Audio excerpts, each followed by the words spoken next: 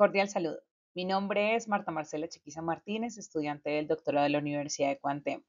Este trabajo corresponde a la asignatura Teorías del Aprendizaje.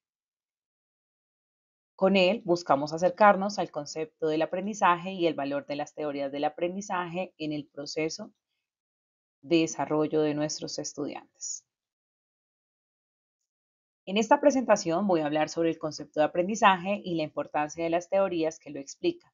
Comprender qué significa aprender y cómo ocurre este proceso es esencial tanto para quienes estudian como para quienes enseñan, porque el aprendizaje no es un fenómeno simple, involucra cambios profundos en la manera en que pensamos, actuamos y cómo nos relacionamos con el mundo. Para Chung, en su obra Teorías del Aprendizaje, como Gallardo y Camacho, coinciden en que entender este proceso es fundamental para orientar adecuadamente la práctica educativa. Por eso, el propósito de esta exposición es integrar estas perspectivas y mostrar cómo aporta a la formación de los estudiantes. Para comenzar, vale la pena preguntarnos qué es exactamente el aprendizaje. Chu, en su texto, explica que el aprendizaje es un cambio relativamente duradero en el comportamiento o en la capacidad de actuar de una persona. Este punto es clave, ya que nos invita a pensar que el aprendizaje implica estabilidad, no simple variaciones momentáneas como las que provoca una emoción o un estado físico pasajero. Otro elemento fundamental es que este cambio proviene de la experiencia, es decir, ocurre cuando la persona participa en actividades, interactúa con otras personas o se enfrenta a nuevas situaciones.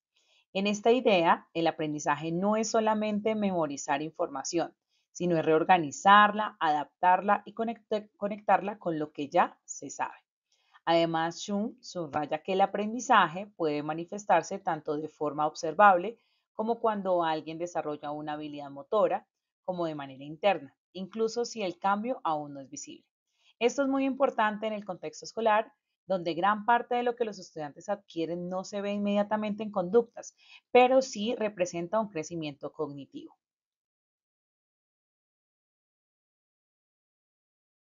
Gallardo y Camacho enriquecen esta idea planteando que el aprendizaje no es un proceso único, sino diverso, y puede manifestarse de distintas formas según el enfoque o el contexto. Ellos abordan diversos tipos de aprendizaje. Dentro de los más cercanos están, por ejemplo, hablan del aprendizaje significativo, que ocurre cuando el estudiante logra relacionar los nuevos conocimientos con los que ya posee.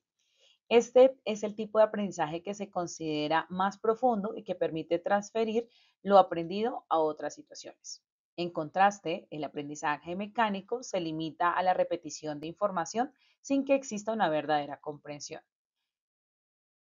También está el aprendizaje por descubrimiento, donde el estudiante construye su propio conocimiento a partir de la exploración. Y el aprendizaje receptivo, que es aquel en el que la información ya está organizada y el estudiante la incorpora tal como se le presenta. Estas conceptualizaciones muestran que aprender no es una experiencia homogénea, sino que puede ser activa, pasiva, profunda, superficial o exploratoria, según el modo en el que interactuemos con la información y con el entorno. Esta variedad explica por qué los docentes debemos elegir estrategias diferentes dependiendo de los objetivos de aprendizaje. Las teorías del aprendizaje intentan explicar cómo ocurre este proceso interno. Schunk señala que cada teoría aporta una mirada particular. Algunas se enfocan en la conducta observable, otras en los procesos cognitivos, otras en la interacción social o en la motivación.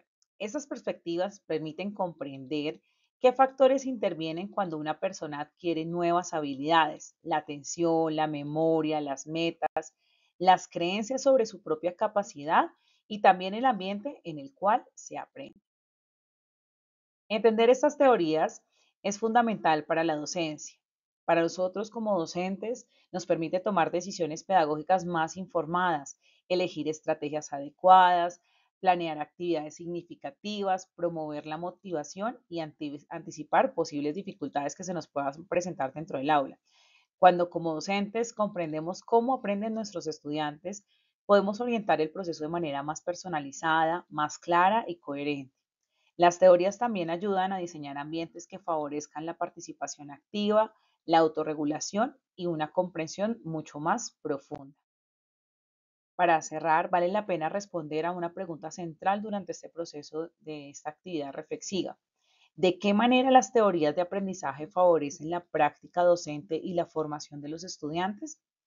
Bueno, ahora bien, las teorías del aprendizaje favorecen la práctica docente porque brindan un marco conceptual claro para entender cómo ocurre el aprendizaje, qué factores influyen en él y qué estrategias lo facilitan.